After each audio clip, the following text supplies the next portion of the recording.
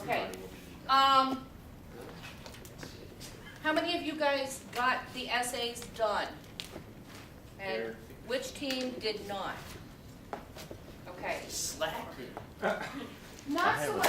Okay, the reason that I want these done is because what we're going to do is we're going to rework them now. Okay? So, yeah, I'm giving dirty looks to the team that did not. Because it's difficult. You know, remember in class I said, okay, bring a draft. A draft is not an outline. It is not a bunch of notes. It is an actual essay. All right, when you're sitting in on an exam like that, do you remember what I asked you guys to do on those the writing drills that I had you do? McNeil, you had really fast typing skills, didn't you? Weren't you one of my faster typists? I think I won. Who was? Yeah, you won. Yeah, I just, in my mind, I remember that you were one of the faster typists. Do you remember what I had you guys do? What I had you guys do when you started writing the essays? When we did the writing drill? I gave you 5 minutes to do what? Type whatever you want. Well, not whatever you want, but It was, well, you just like gave us like a prompt, and then it was literally like, just don't stop typing. yes. Okay, so I said, okay, here's the prompt, here's the question, okay? Then write as many words as you can think of off the top of your head before you actually start reading the essay. Remember? So I said, okay, in red at the top of the page, 5 minutes, just write like crazy, okay? And then I said, what? Write the body. Not allowed to write the introduction to the conclusion. Do you remember why? Body has all Excuse your you. main points. What was that? Body has all your main points. Yeah, the body's the point, so how can you write your introduction if you're going to give your content map if you don't know what you're going to write about, right? Okay, so then I had to write 15 minutes on the essay and then 5 minutes for the introduction and conclusion, okay? And there was a reason for that, is because so often when we sit down for an exam, we get writer's block, especially when you're sitting down for an essay exam and you look at it and you go, I kind of know what I want to say, but I'm not sure, right? Okay, so here is the rubric for the CLA Plus. These are what they're asking you guys to do, okay? And normally I don't write the whole thing up on the screen like that. I don't like to write paragraphs. You know, that's one of my rules on presentations, right? But this is copied and pasted off of their rubric. This is what they want you guys to be able to do. One part. There's 3 parts that they score on, right? Okay, so that being said, they say that you need to have a logical conclusion. I remember the story I told you guys about my son and the dance and all of that kind of stuff. So logical conclusion, what do they want you to do? Well, if they give you a question, you need to be able to come up with, okay, this is what they're asking me. This is what I'm going to say, but it has to be logical. You cannot have any holes in it, right? That gap that we have. And you cannot make any assumptions about what they're going to know or understand, right? Okay, so you need to have a strong, whoops, backwards, back, okay. Ooh, I didn't realize it worked that way. Okay, so strong statement. Remember those pet peeves that I gave you guys? And so many of you, I feel so badly about those of you who did not take my class. I am so sorry. If you don't understand what I'm talking about, if I say, hey, do you remember? If you didn't take my class, you can't remember. And if it doesn't make sense to you, please ask me. Okay? Because I'm going on the assumption that most, well, a good number of you guys have taken my class and should remember, Mr. Miller. Who are we missing? He's in Brixius? Dubuque, yeah. Meet his parents for Easter. They haven't heard of this year. Okay. So, Brixius is the only one that we're missing? I just feel like, okay. I just feel like we're missing people today. So I'm feeling awkward. Okay, so when I talked about the pet peeves, and I give those of you who have not taken my class, I have a list of what I call pet peeves. And these are problems in writing that are not hard and fast rules, but they weaken your writing. Right? What was one of them, Mr. Lawler? I believe. I believe. Oh, because it's up there. Good call. All right, so I believe. Saying I believe or I think in your writing. What are some other of those pet peeves, Schmidt? Using one Yes. about yourself. One like believes, saying one one this. believes, Okay, yeah, one- exactly. And that's, there are some disciplines that still expect their writers to use one, and that's to avoid other problems in the writing. But for me, that's a pet peeve because I feel like it weakens one what? It's kind of like saying it. You're just about to say that word, yeah, exactly. What's wrong, what do we call the problem of using it as a subject of a sentence? But you need to be specific. Right. So it's not specific. Well, it is what part of the sentence is it? It's not a, okay, if it's the subject, but it is it a noun, a verb, an adjective, an adverb, a preposition, what is it? Yes. Yes. It's a pronoun. Pronoun. So, what's another pronoun? Give me another pronoun. He, she, He, she. they, you Okay, guys. so if you say he, you have to be able to Gender specified. he. Well, and that is gender specified. Okay, you have to go he, Miller, right? You can't go he and not tell us who he is, just like it. All right, that's on the grammar part. Let's get to that. But these, I believe, are huge problems because it gives a hole for somebody to say, well, that's what you believe. I don't believe that, and I'm not going to buy what you're saying. You have to be assertive.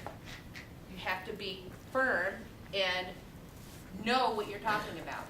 The I believe doesn't work, okay? And then, again, the holes when you're making your claim. You cannot have holes in your claim, all right? Support every aspect, and when I say support every aspect, not just assuming. That goes back to the assumption that your audience understood what you're talking about. Am I being too vague? Do I need to give more examples? Or you guys understand what I'm saying? Okay, and that 5 ways to argue. What are the 5 ways to argue? Do you remember?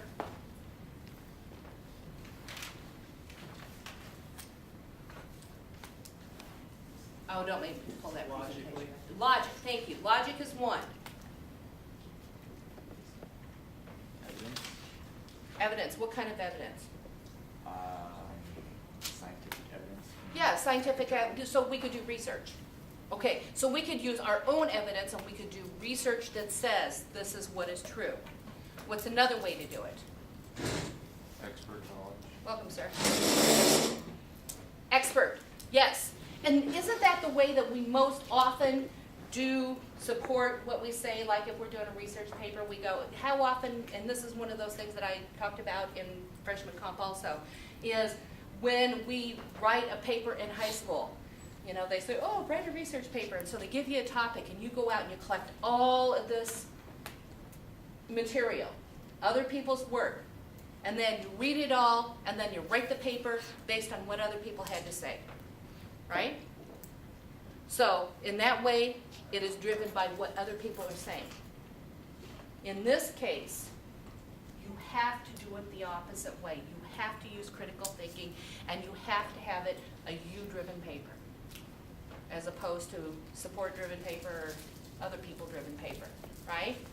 So, evidence. Other people's work, so we're going to go logic, we're going to go our own research, we're going to go authoritative support, people who know what they're talking about, okay, credible support. What else? What are other ones? Been there, done that. Yes, been there, done that, exactly. And we talked about that in class also, didn't we? About how it's okay to say, hey, I was there, I saw it happen, okay? Because you get to a certain point in your life where you might be the expert on something, okay? What is something else? Motion. Emotion? Argue to someone, appeal their emotions. Appeal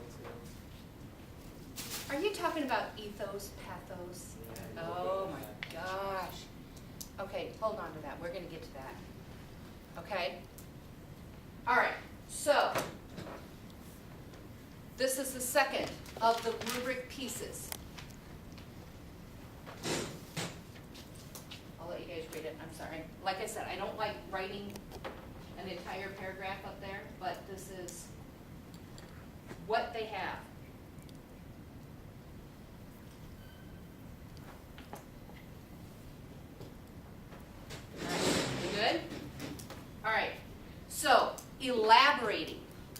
elaborating on what you say. So if you have a claim, and you are explaining what is going on, this goes back to don't assume that your audience understands where you're coming from. All right? Elaborate on every angle of how you're arguing it. Does that make sense? And one of the ways to do that is to use counter arguments. Let me see. Who can I pick on? What does counter argument mean? Without using it verbatim, it means just go against another argument. Go against another argument. Okay? Help him out, Mr. Miller. You know, this is something, I want to talk about teamwork again really quickly, okay? Do you remember how during lab that one day I said, I picked on Ty, and he was like, not able to answer the question even though he was in my class at the time, and he should have known, but I got him on the spot, and he's like, deer in the headlights, what the heck are you doing to me in front of all of these people thing, okay? And I did feel badly a little bit, but I didn't feel badly for asking him that. What I resented was the fact that nobody helped him out. Everybody was laughing at him and not helping him out, okay? So, I'm picking on this man, and I'm saying, wasn't me. And I see smirks, okay? And then I see other people going, you know, help him out, please, help him out. What do I mean by counter argument? Come on, Joey. What do I mean? Exact definition he said. Exactly. I would have said the same thing. Miller? Presenting the opposition's argument and then proving why it's wrong. Yes, Proving why it's exactly. So, you know, other people are going to say this. Or you may think this, but you're wrong because of this, right? Yes. All right, so you're going to elaborate on why that counter argument is wrong, but you have to address counter arguments. It's so easy to set up your own argument and say, okay, somebody else is going to say this is true, but I don't want to go there because they might be right. Okay? You can't do that. If you're going to make a claim, you have to be firm about why you believe that this is true, but don't say I believe, okay? Why is this true? And then you have to address those counter arguments and say, yeah, okay, we're saying that global climate change is happening, right? Yes. I'm getting a smirk over here. I'm getting some smirks, okay? I'm bringing that up because I know you guys are going to argue with me, all right? So I'm going to say global climate change is happening. And I know that you think global climate change is not happening because you say that it is the natural cycle of the earth. And while I agree with you that it is the natural cycle of the earth, it is also a change in our climate that is exacerbated by human interaction with our environment. According to statistics and according to core samples and according to see what I mean? Okay, so I'm addressing that counter-argument. I'm not dodging the counter-argument. And then I'm bringing in all the other evidence to support what I'm saying, and I'm saying he's wrong. And I'm right. Does that make sense? Okay, so start thinking about the essays that you guys have given me. All right? The other thing that I want you to do, that's all right. Just say, I'm busy, right? Is it your mom? Okay, the rule is if it's your mom, you go out in the hallway and talk to her. It's always my rule in class. If it's your dad, just tell him you're busy. But mom, you talk to her. No, I'm a mom. Don't be going there. All right. So if we're going to relate it to our claim, you know, it's so often that we start, and this is something I see in a lot of freshman papers where we go off and we start talking about why this is true, and why this is true, and why this is true. And you get down about 3-4 paragraphs down, and all of a sudden you're going, wait a minute, what are we talking about again? Why are we talking on this topic? You're talking about, you know, how the rivers are flowing backwards all of a sudden. But wasn't your claim about global climate change? How did we get to this? Did you see what, okay, that's a really off-the-ball example, but I'm groping for examples right now. But do you see what I mean? So every time you make a claim and then you support it with something, always relate it back to that claim. Always say this is true because, therefore, our claim is true. this is true because therefore a claim is true. Do you see what I mean? Okay, questions about any of that? You guys are so, yes? Which person should you be writing in? Because you keep on referring to the first and second person. Should you keep in the third? No. I think it depends on what the question is. I think it depends on where you're coming from with your answer. And Mr. Miller? Well, I just had a question, because like kind of going along the lines of which person we should write in. So, for the essay that we wrote for you today, or that was turned in today, like that'd be more of like a subjective prompt per se. So would that Explain that, because maybe we don't all understand. What was the subject of this essay? It was how to. This is what I mean by making those assumptions, okay? Because yeah, we're pretty sure everybody here knows what you're talking about, but say it again. It was The essay that we wrote today that was on, like how to help him out, don't. put down insubordination from cadet battalion commanders. You're okay. Nicoletta's like task. Okay, Something like that. okay, so based on the essay that we wrote on who was in charge and how we should have supported or et cetera, that's that situation. Yes. Okay, based on that, what are you trying to say? It was like more of a subjective prompt. Is it just depending on the prompt? It does, it depends on the prompt. Okay, if the prompt says, you are in this kind of a management situation, okay, and you have to come up with a solution for it, you can't say an observer, this person, et cetera, et cetera. Say, I'm going to do this because of. Wouldn't that make more sense? Yeah. Yeah, so it's okay to say I. When is it okay to say you? We have high school teachers who repeatedly say, do not use the word you in your essays. Why is that? Why are you not supposed to use the word you? They said not to? It's not. Okay, are we thinking people, Mr. Schmidt? Yes, we are thinking people, so let's think about why they would ask us not to use the word you. Go ahead, Noah. It's not like a scholarly word. You're writing for like a research paper. Not necessarily. Who is you? Who is you? Thank you, Mr. McNeil. Who is you? It's a pronoun, just like it. And we need to know who you is or you are before you're okay, before you as students and as writers are okay using that pronoun. Because when we talk, we can say, you know, you really did a great job with that. And you know I'm talking to you because I'm looking at you and because of the subject matter that we've been talking previously. But if you just throw the word you into an essay in the middle of nowhere, who's going to know who you is or you are? How can you tell? Therefore, you have a pronoun reference issue. You could put in parentheses and put in a name, and then you could use you later in the essay. Yes, yes, as long as you identify the referent for that pronoun. Yes, totally cool. That makes sense? Okay, sir. Is it not automatically implied that you is whoever is reading the essay? Yes and no, because who's going to be reading this essay?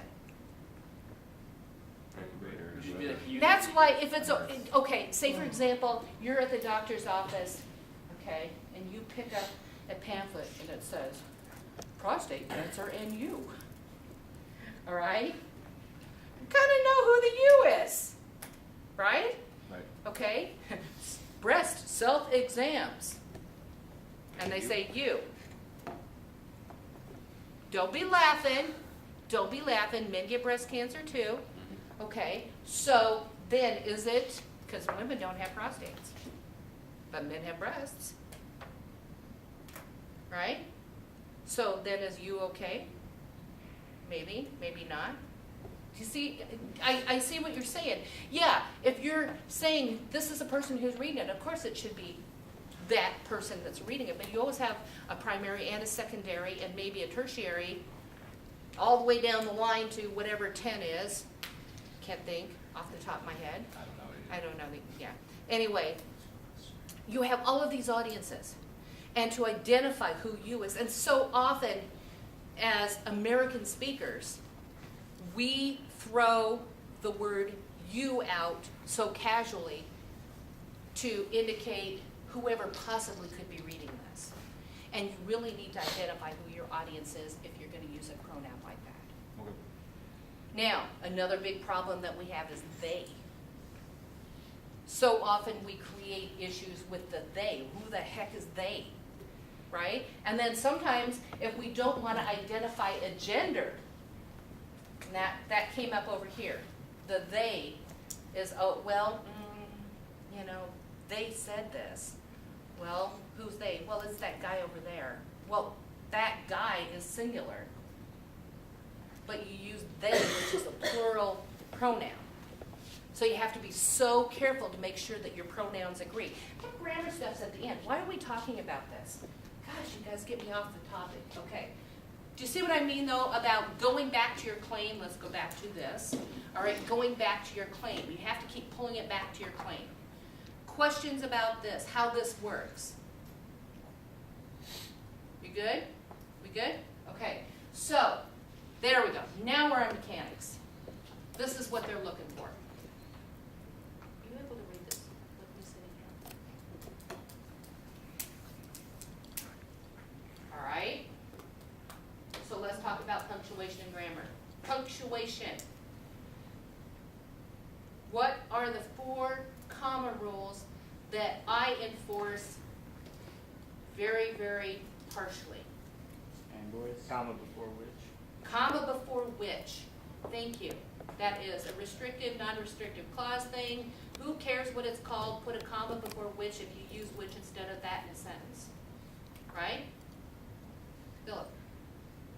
Oh, that's just the same one as punctuation. You can isolate, like the subject with commas, or isolate like, yeah, kind of. Introductory phrase. So if Like you a said- parenthetical phrase. So like the elephant, comma, Bobo, comma. Yes.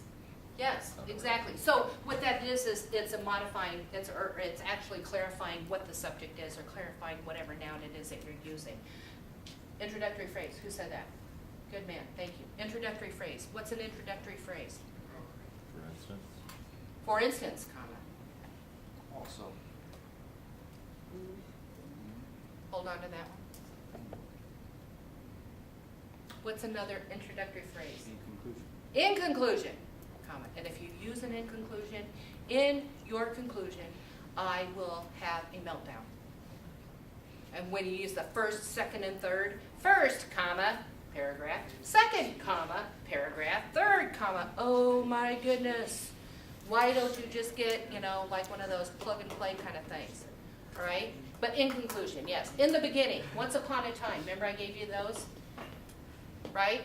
And most often, those introductory phrases start with a, what part of the sentence, what kind of words? Preposition. Oh, grammar stuff. You know how boring this grammar stuff was? That's why I made you guys do it instead of me. I made you guys do the presentations because I hate it. All right? But it's so important that you follow the conventions of writing for a lot of reasons. Have you ever read, chat or text messaging where commas are left out, punctuation is left out? How many misunderstandings come from that? Because the comma wasn't in there, you didn't really know exactly what that person was trying to say. And emoticons just don't help. Okay? So understanding where the commas go. Introductory phrases. Where else? Fanboys. What was that? Fanboys. It's like for, and, nor, but, or, yet, so. Yes. And those are, right, conjunctions. All right? So, conjunction. Okay. What's your function? Thank you, Mr. McNeil, for singing that song for me. Okay. What's that? We're probably the last generation to ever see that video. Really? I don't think you guys Certainly it's on YouTube, and we can share it with the world. All right, so what conjunctions and what cases is it necessary to use a comma? There's certain kind of conjunctions. Coordinating conjunction, what does that mean? What do I mean by that? Ooh, I kind of like the way you said that. They go hand in hand. Okay, what are the two hands? Okay, that's funny. All right, these are two full sentences, complete clauses. The boy ran, period. He fell down, period. Right? Two sentences, stand by themselves. Now if we put a conjunction in there, the boy ran, comma, and he fell down. Still two sentences, but you put an and in there, therefore you need to have the comma. Right? Okay? The boy ran and fell down. What's the difference? The boy ran and he fell down. The boy ran and fell down. What? There's no subject. There's no subject for the second clause, right? Therefore, it is an incomplete clause, therefore, no comma. The boy ran and fell down. No comma. The boy ran, comma, and he fell down. Right? See a difference? Okay, semicolon. How would you use the semicolon in that sentence? Schmidt? Get rid of the comma and the and you put semicolon All right, in there. the boy ran, semicolon. He fell down. Must have two complete clauses on each side of the semicolon. Right? Okay. Is that clear? Now, can we say, the boy ran.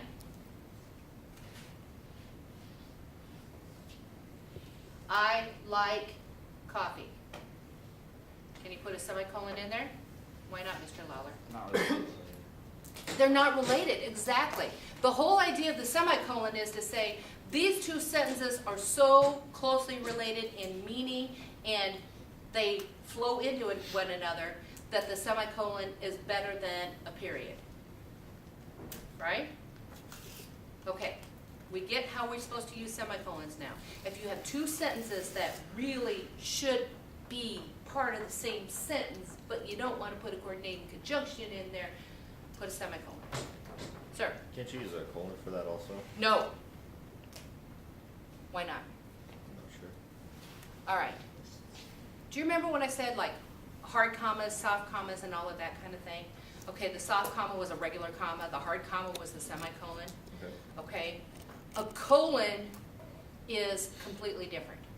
A colon, you have to have a complete clause preceding it, Okay. but not necessarily following it. So you could say, I like camping.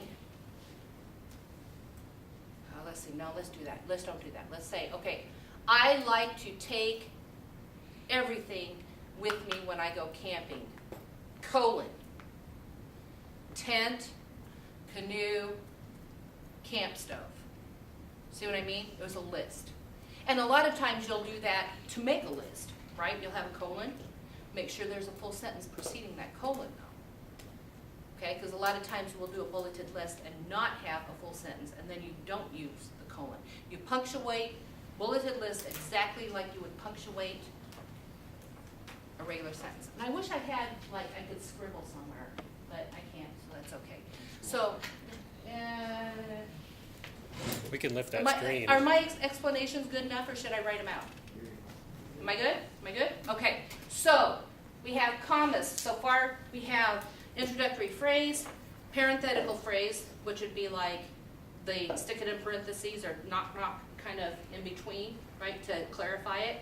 All right, then we have the comma which, introductory phrase, parenthetical phrase, comma which. So last one.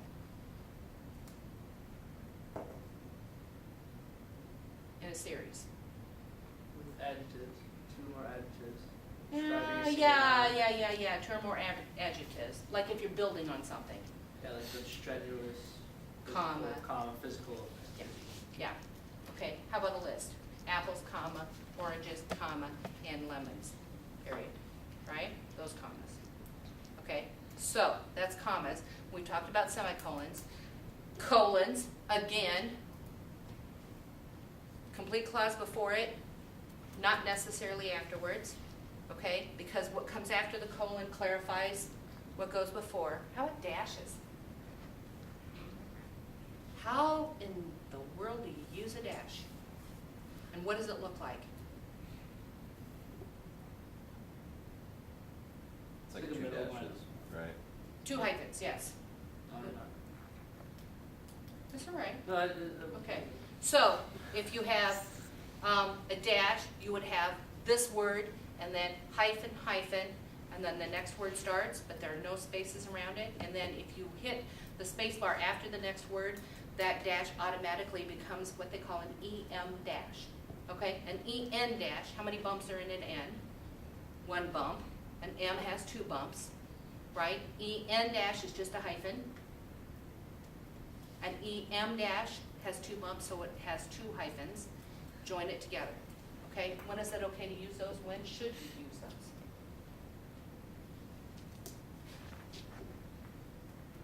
Most often, dashes work really well for conversation, when you're punctuating conversation, because we talk in dashes all the time. Get what I mean? We talk in dashes all the time. Hyphen, hyphen, get what I mean? See what I mean? We throw those things all the time. And what the dash does is it throws emphasis on either what's between the 2 dashes or what follows the dash. Does it need to be a complete clause after the dash? Absolutely not. It's kind of like a colon that way. And sometimes I use dashes instead of colons because I want to throw emphasis on what's following. All right, are we good on punctuation? Are you guys tired of punctuation? Because this is like the most boring lesson ever. All right, how about grammar? Pronoun references we've already talked about. How about modifiers? This, that, those. What was my rule on this, that, those? Do you remember? There's like, you pretty much never use them or something. You said unless it's raining outside. Make your sentence. I remember that being the example. That would be it. Okay? Yeah, definitely do not use it as the subject of a sentence unless we know what it is. Okay? And that's the biggest problem is we speak that way, but we can always clarify those pronouns. All right, this, that, those. Always try to follow, always make sure you follow this, that, those with a noun. Okay? This is my drink. This, what is my drink? Well, this tea is my drink. Okay? Does that make sense? All right? Those guys over there, you could say those don't care. Those guys over there don't care. You see what I mean? Okay. Make sure that this, that, those always are followed by a noun. Now, there. There is not the subject of a sentence. You keep going with that subject predicate thing, so I'm going to go with that. There is not the subject of a sentence. There is a direction over there. Not there are too many people in this room. See the difference? Yeah? Yeah, okay, so avoid that. Anything else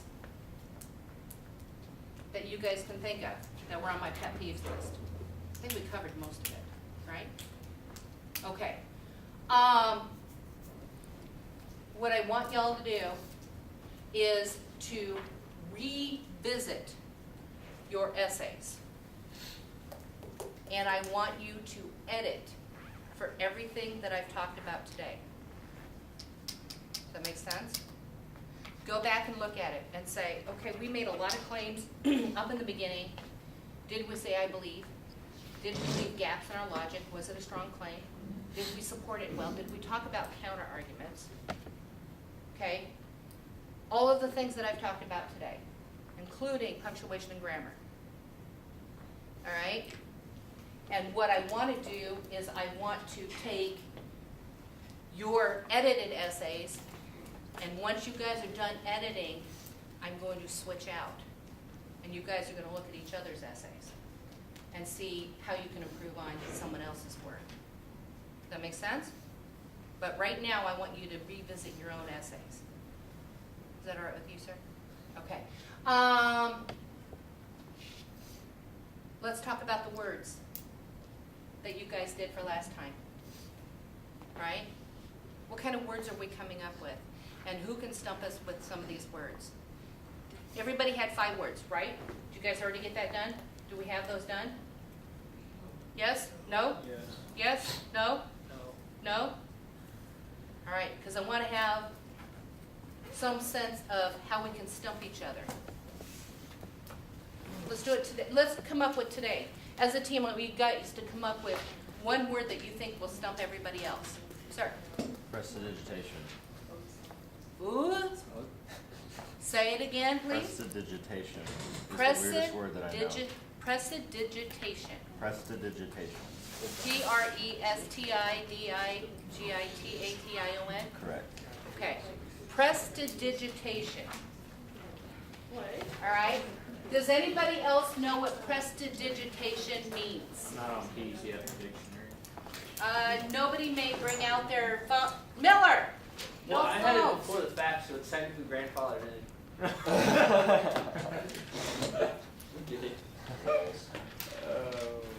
Nobody knows what it means? Can you say it Can I again? give you a hint that it has nothing to do with engineering? Yes. Can you write it on the board? Use it in a sentence. Use it in a sentence. The origin of the word? Where's the? Will you have it in a sentence on the exam, though? That's my question. See, we thought this is something to happen for next time. That you'd come in and you'd think you're coming this time. Because it was supposed to be like that. Call of Duty. 8/17 of April. Did I come in too soon? You're done talking. Huh? We didn't have those due until the 17th. Okay, that's fine. Prestidigitation. All right, break it up.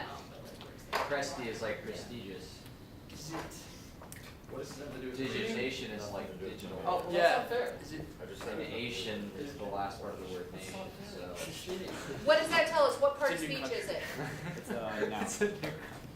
It is a. Yes.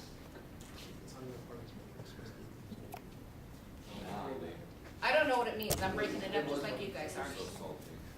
Digit. It could be this, it could be numbers. Okay? So we're thinking numbers, Oh, before fingers. numbers. Is it before numbers? Do what? Is it like before numbers? I don't even know the explicit definition of the word. Well, I know I know how to use the word, I mean, and I know it's a word.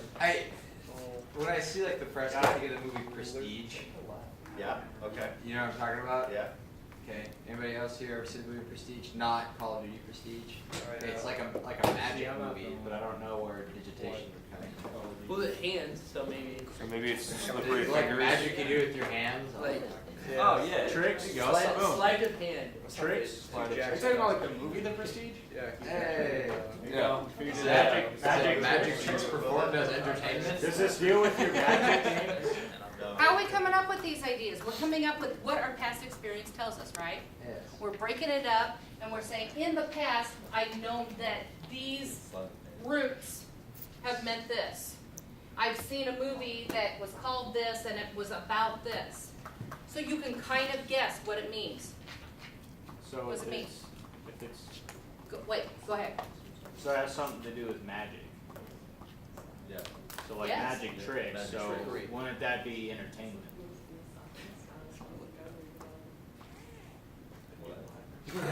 Well, like magic tricks used for entertainment or something? Basically, it has to do with like sleight of hand and magic tricks. Yeah. Sleight of hand And and magic tricks Oh, are you used got- for So we entertainment. got the fingers What's the definition? and we got the magic, so therefore sleight of hand magic. Wow. Look at that. Kind of a tough word. We broke it up and figured it out. Oh, I got some. What does it mean? My word? Yeah, no, what does this word mean? Did you look at us? Magic tricks done for entertainment. So Magic tricks done for entertainment. Very cool. All right, come on, Norm, get up here. Do what? Supercalifragilisticexpialidocious, Miller? Yeah, that ain't gonna fly. What's up? This is the weirdest word. Your phone doesn't know me. Do what? I don't have Syria. Sorry, bud. True that. I hate you. Serious. I turned her off. Windows Phone, like Microsoft Homes. Okay, we can play this. It doesn't. Something having to do with mountains. Science term, so do my Science. What is it? Yeah, what's the field? it's political science. What do you mean, like which, like international relations? Or? Is it like? It's Well, government. It's government. being How about guided. government? Okay, so here's, if I can Guided. say it. Break it up, break it Okay. up, figure it out. So I'm seeing the DRIR, which I know the word deride, which, you know, is close. And then I see ism, which is kind of like What part of the state of being. Right. Is the end of, the only thing that may is a bit of a catch is there's an E at the end. Kind So dirigism and kind of it's a weird English spelling. Fine. So I'm not exactly sure, but I would say it has to do something with like, you know, like verbally beating down an opponent, like this, the act of dirigism, deriding someone. How do you do? Nope. Actually comes from French. That'd be sharp. It's not a French word, but it's derived from. What does it mean? It is the direct government control of the country's economic and social institutions. I don't know. Everyone's social. Or we just call it social. It's a nice guess. Yeah. It's a really nice guess. Joey? But my phone says it's like to steer or to guide, in a sense, so kind of the same thing. Yeah, because The it comes government from, steering and guiding that. comes from the concept. French word Is that French bigger one of like the Latin direct, yeah. languages though? Latin is I don't think French is a Latin No, language. French. So that's why we wouldn't be able to No. use Yeah. etymology Is to it? solve it Yeah. because it doesn't use the same root word. Yeah, exactly. Sock. So it's a trick question. Trick question. Yeah. No, I just like to say. Do it, I wanna see it. Okay, who's got another one? A real one, not one they looked up on their phone. Oh, did I use that correctly? Not one that they looked up on their phone. Who has another one? Not one that they looked up on their phone. That's found. Wait, kilogram? Can you run up? Yeah. Write it out for us. What was wrong with my statement? You said one. What was your statement? My statement was, who's got another one? One that they did not look up on their phone. You didn't specify what Sounded one pretty good was. to me. One was not specific.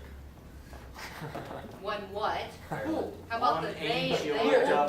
But one referring to the context of Enterprise resource. The plan. words subject. that we use, We just do or acronyms. phrases that we have. Yeah. MRP. Well, or if I'm saying MRP, phone MRP2. instead of phones, then they and their is Kanban. not agreeing with the singular, Kanban. Yeah. right? I had plural pronouns with a singular noun.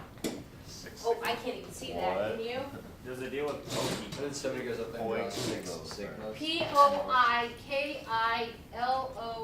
P-O-I-K-I-L-O-T-H-E-R-M. T-H-E-R-M means Heat. Like heat. Heat.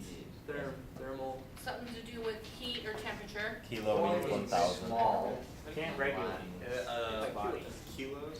Boy means small. So just basking or. Kilo, Kilo means Let's do 1,000. some burning calories. Means that's so kilotherm. It is to raise, these substances. What do you guys think? What are we guessing here? A container. It's a small bacteria that lives near volcanic vents. I don't know. Bugs.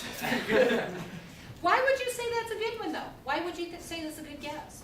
Let's think about it. 1,000 degrees. Yeah, kilotherm, 1,000 Seems degrees. like it could have like Yeah. 1,000 tentacles or something like that. I agree with that. Weigh a ton.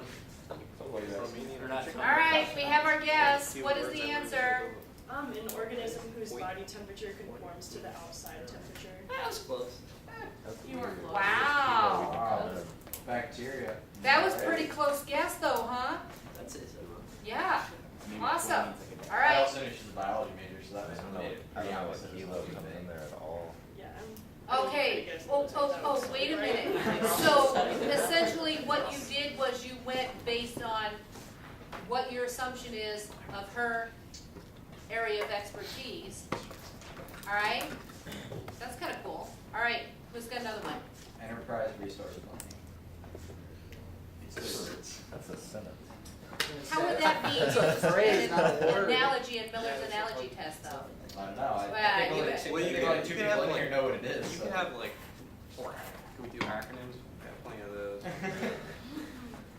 Really? Our entire major is just. In the everything. Army? Neoclassic. or- No, Plus, in our major, actually. I've got a good It'd one. be good practice. All right. Lawler, you gonna give us one? What do you want to do?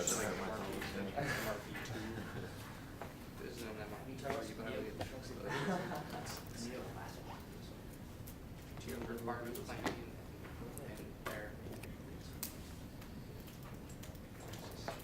Oh, come All on. right. It's too easy, man. Too easy. Or you an engineer or something? All right, you say it's a mineral. How do you know that? Oh, right, I mean, like, at the end of it. Okay, so we're looking at the ending and we're saying, it's probably a mineral. Has to do with. I mean, like pyrite, that's a rock. Anything with Yeah. height, right? Right. It's the Right. mineral. Right. Okay. Right. Diorite. What does that mean? Dio. Or die. Doesn't it mean like God or something like that? I thought? That's That's Dio. Deo, and that's Spanish. I think, maybe it's Latin. D can It's also, from Latin. D can also mean two. Yeah. Latin. Okay, so it could mean two. Two molecule sediment. Two is the rock. All right. What is our final answer? It's a rock made of two Contestants? different rocks. Okay, it is some sort of a rock or mineral. What does the dio mean? Does it specify it? How about if it's not a noun? To what? What do you think? The thing you make Doritos with. What if it's not a noun? It's gotta be a noun, right? Why does it have to be a noun? It doesn't have to be a noun. Diuretic. I mean, a diorite, you? There's another word that like Sounds fits like every adjective, aspect not of a the sentence, verb. but we don't use that. All right, so what is the meaning of this, sir? It's a type of rock that's igneous and it forms within the first two layers of the earth during volcanic eruption. There's your Duh. two. Cute. Good call. The Doritos was close. Closest answer. Okay, so for next time, we need to have our 5 words. We need to rework our essays. Becomes diorite. That will not be collected next time. Well, they will be collected by next time, correct? Reworking the essays. Yes. All When is right. next time? Next week?